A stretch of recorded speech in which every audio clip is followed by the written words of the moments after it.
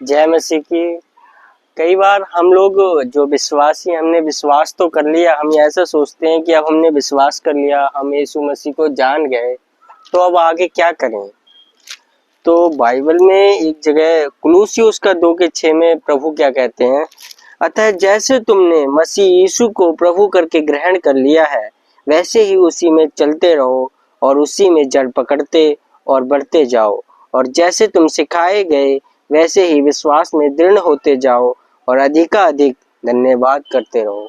भाई बहन, यदि आपने यीशु मसीह को जान लिया है और आप समझने लगे कि वो उद्धार करता है और सच में वो न्याय करने वापस आएगा, तो आपकी ड्यूटी ये बनती है कि आप उसके वचनों में बढ़ते जाएं और धीरे धीरे और जानते जाएं और प्रभु का धन्यवाद करते रहें कि वो जो भी आपके जीवन में बदलाव को ला रहा है।